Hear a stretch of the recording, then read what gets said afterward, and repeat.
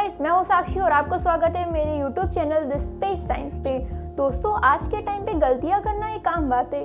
हम सभी छोटी बड़ी गलतियाँ करते हैं और फिर उसके बाद सोचते हैं काश मैं वक्त में पीछे या आगे जाके मेरी गलती को सुधार पाता। तो क्या ये पॉसिबल है? जी हाँ, आज हम बात करने वाले हैं टाइम ट्रैवल की, अल्बर्ट आइंस्टाइन की दी गई सबसे इम्पोर्टेंट थ्योरी ऑफ रिलेटिविटी के बारे में और कुछ ऐसे सबूतों के बारे में जिससे वीडियो के लास्ट तक हम ये प्रूव कर पाएंगे कि टाइम ट्रैवल पॉसिबल है या नहीं। तो आइए शुरू करते हैं। हम सभी जानते हैं कि किसी भी थ्योरी को प्रूव करने के लिए साइंटिस्ट पहले एक्सपेरिमेंट करते हैं और फिर सक्सेसफुल होने पे उसकी थ्योरी देते हैं। लेकिन अल्बर्ट आइंस्टाइन की तो बात ही अलग थी। वो सबसे पहले कल्पनाओं में सोचते थे, फिर उसकी थ्योरी लिखते थे और फिर जब सब लोग उनकी दी गई थ्योरीज पर एक्सपेरिमेंट करते थे तो पाते थे कि वो एक्सपेरिमेंट सच हैं। अल्बर्ट आइंस्टाइन ने 1905 में थ्योरी ऑफ रिलेटिविटी दी। जब अल्बर्ट आइंस्टाइन ने थ्योरी ऑफ रिलेटिविटी प्रकाशित किया तो उसी थ्योरी के आधार पर लोगों ने टाइम ट्रैवल की कल्पना करना शुरू कर दिया था। आइंस्टाइन की थ्योरी ऑफ रिलेटिविटी प्रकाशित होने से पहले लोगों में केवल एक कल्पना ही थी, यूनिवर्स में टाइम की स्पीड हर जगह वही है जो पृथ्वी पर है। लोगों का मानना था कि टाइम जिस स्पीड से पृथ्वी पर गुजर रहा है उसी प्रकार से यूनिवर्स में कहीं दूर किसी दूसरे ग्रहों पर भी इसी स्पीड से गुजर रहा होगा। लेकिन आइंस्टाइन ने लोगों की इस अज्यूमशन को गलत साबित कर दिया। एक अलग डेफिनेशन दी टाइम की। अल्बर्ट आइंस्टाइन ने बताया कि टाइम और स्पेस एक दूसरे से जुड़े हुए हैं, जिसे स्पेस टाइम कहते हैं। टाइम एक फोर्थ डायमेंशन है और उसकी स्पीड को धीमा या तेज किया जा सकता है। अल्बर्ट आइंस्टाइन और बाकी साइंटिस्टों के अनुसार टाइम ट्रैवल पॉसिबल है और इसका लाइव एग्जांपल भी है। हम सभी टाइम में ट्रैवल कर रहे हैं। हम सभी पास्ट से निकलकर प्रेजेंट में होते हुए लगातार फ्यूचर की ओर बढ़ते जा रहे हैं।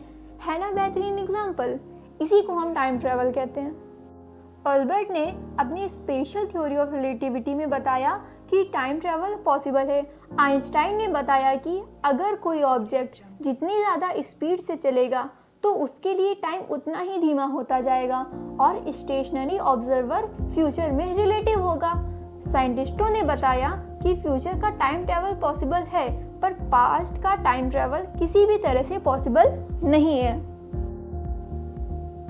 जैसे कि हम सभी जानते हैं कि यूनिवर्स की हर एक चीज़ में स्पीड है, लेकिन सर आइजैक न्यूटन ने स्पीड को समझने का हमारा नज़रिया ही बदल दिया, जिसे हम न्यूटन्स लॉ ऑफ मोशन कहते हैं। न्यूटन ने बताया कि कोई भी ऑब्जेक्ट फिक्स्ड या मोशन तब तक रहता है जब तक उसमें कोई बाहरी फोर्स ना लगाया गया हो।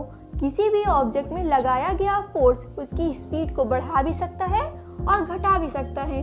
मान लो कि आप रेलवे प्लेटफॉर्म पर बैठे हो और आपका एक फ्रेंड एक ट्रेन में बैठा है और वो ट्रेन की 60 किलोमीटर पर आवर की स्पीड से आपके सामने से गुजर रही है। जैसे ही ट्रेन आपके सामने से गुजरी, आपको लगा आपका दोस्त भी 60 किलोमीटर पर आवर की रफ्तार से गुजर रहा है। तभी आपका दोस्त नोटिस करता है कि ट्रेन में उसके साथ बैठे लोग फिक्स्ड हैं, मतलब ट्रेन में बैठे सभी लोगों की स्पीड 0 है। यही वो प्रॉब्लम है कि ट्रेन की स्पीड का मान मेजरमेंट किसके प्रिजम्पशन पर डिटरमाइन किया जाए, ट्रेन में बैठे व्यक्ति के आधार पर या प्लेटफॉर्म पर बैठे व्यक्ति के आधार पर। जवाब था कि दोनों ही अपनी अपनी जगह सही हैं। किसी भी ऑब्जेक्ट की स्पीड का प्रिजम्पशन निर्भर करता है कि उसका मेजरमेंट फिक्स होकर लगाया जा रहा है या गतिशील यानी कि डायनामिक होकर लगाया जा रहा है। इसका मतलब ये है कि जो स्पीड है वो एब्सोल्यूट नहीं बल्कि रिलेटिव है। अगर आसान लैंग्वेज में कहें तो स्पीड का निर्धारण इस बात पर निर्भर करता है कि वो किसके रिलेटिव है। एग्जाम्पल, पृथ्वी अपनी धुरी पर घूम रही है लेकिन हम महसूस करते हैं कि पृथ्वी फिक्स्ड है और हम भी फिक्स्ड हैं, लेकिन अंतरिक्ष से देखने पर पृथ्वी हमें घूमती हुई नजर आएगी। 19वीं सदी में मैक्सवेल नामक साइंटिस्ट की थ्योरी पर प्रयोग किया गया और पाया गया कि यूनिवर्स में एक ऐसी भी स्पीड है जो किसी के रिलेटिव नहीं है बल्कि एब्सोल्यूट है और उसका मान भी फिक्स्ड है। वो है स्पीड ऑफ लाइट, जिसका मान 3 लाख किलोमीटर पर सेकेंड है।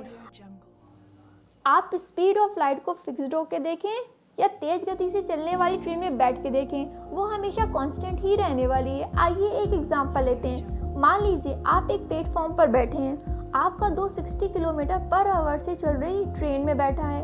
जब आप अपने दोस्त को प्लेटफॉर्म से देखते हैं तो आपने नोटिस किया कि आपका दोस्त 60 किलोमीटर पर आवर की स्पीड से जा रहा है, और मान लो कि अब आपका दोस्त ट्रेन की डायरेक्शन में 10 किलोमीटर पर आवर की स्पीड से दौड़ने लगता है, तो अब आपने नोटिस किया कि आपके दोस्त की स्पीड 70 किलोमीटर पर आवर हो गई, क्योंकि आपके दोस्त की स्पीड ट्रेन की स्पीड में ऐड हो गई। अभी इसी चीज को नेक्स्ट लेवल पर जाके देखते हैं। वैसे ऐसा कभी होगा तो नहीं, लेकिन फिर भी इमेजिन करो कि अब ट्रेन की स्पीड ऑफ लाइट के बराबर है और आपका दोस्त भी ट्रेन की डायरेक्शन में ही स्पीड ऑफ लाइट से चल रहा है, तो आपको प्लेटफॉर्म से देखने पे आपके दोस्त की स्पीड ऑफ लाइट से 2 गुनी दिखाई देनी चाहिए। लेकिन सच तो ये है कि आपको आपके दोस्त की स्पीड ऑफ लाइट की स्पीड से ही जाती नजर आएगी, क्योंकि स्पीड ऑफ लाइट एब्सोल्यूट है, वो किसी पर निर्भर नहीं करती। 19वीं सदी का अंत और 20वीं सदी की शुरुआत साइंस के पॉइंट ऑफ व्यू से बेहद खास थी। स्पीड ऑफ लाइट की कॉन्स्टेंट स्पीड ने अल्बर्ट आइंस्टाइन के दिमाग में हलचल मचा दी। अल्बर्ट आइंस्टाइन ने सोचा कि ऐसी क्या चीज़ है जो स्पीड ऑफ लाइट को हमेशा कांस्टेंट बनाती है। उन्होंने कल्पना की कि ऐसी क्या घटना घटेगी कि जब हम स्पीड ऑफ लाइट से ट्रैवल करेंगे। अज्यूमशन करने के साथ साथ उन्होंने स्पीड के फॉर्मूले को भी ध्यान में रखा। Speed is equal to distance upon time. उन्होंने पाया कि किसी भी चीज़ की स्पीड उसके डिस्टेंस और टाइम पर निर्भर करती है। अगर स्पीड ऑफ लाइट कांस्टेंट है तो स्पीड में कोई भी बदलाव नहीं हो रहा, इसका मतलब डिस्टेंस और टाइम अपने आप को बदल रहे हैं। अल्बर्ट आइंस्टाइन ने बताया कि प्रकृति अपने फंडामेंटल लॉ को टूटने नहीं देती है, बल्कि उसका बचाव करती है, और प्रकृति का एक ऐसा फंडामेंटल लॉ है स्पीड ऑफ लाइट। और प्रकृति अपने फंडामेंटल लॉ यानी स्पीड ऑफ लाइट को कांस्टेंट रखने के लिए स्पेस और टाइम को ही बदल देती है। चलिए अल्बर्ट आइंस्टाइन के इस स्पेस और साइंस के कॉन्सेप्ट को आसान लैंग्वेज में समझते हैं। मान लीजिए आपका दोस्त प्रकाश की गति से चलने वाली ट्रेन में बैठा है, उसके पास एक घड़ी है और आप प्लेटफॉर्म पर बैठे हो, आपके पास भी एक घड़ी है। जब आपका दोस्त ट्रेन में बैठा तो उस टाइम आपकी घड़ी का टाइम और आपकी दोस्त की घड़ी का टाइम सेम था, और जब आप उस स्पीड ऑफ लाइट से चलने वाली ट्रेन को देख रहे हो जिसमें आपका दोस्त बैठा है, आपने देखा कि जो स्पीड ऑफ लाइट से चलने वाली ट्रेन थी उसकी लंबाई बहुत कम हो गई है, और ट्रेन में बैठे आपके दोस्त के पास जो घड़ी मौजूद है उसका टाइम आपकी घड़ी के टाइम के मुकाबले बहुत धीमा चल रहा है। इसका मतलब है कि प्रकृति अपने फंडामेंटल लॉ को टूटने से बचा रही है। इसको टाइम डिलेशन भी कहते हैं। इसलिए ट्रेन को स्पीड ऑफ लाइट के बराबर रखने के लिए टाइम और स्पेस दोनों ही बदल दिए गए। ट्रेन की लंबाई और ट्रेन में मौजूद घड़ी का टाइम दोनों ही बदल गए। ये घटना तो आपने प्लेटफॉर्म पर खड़े होकर देखी।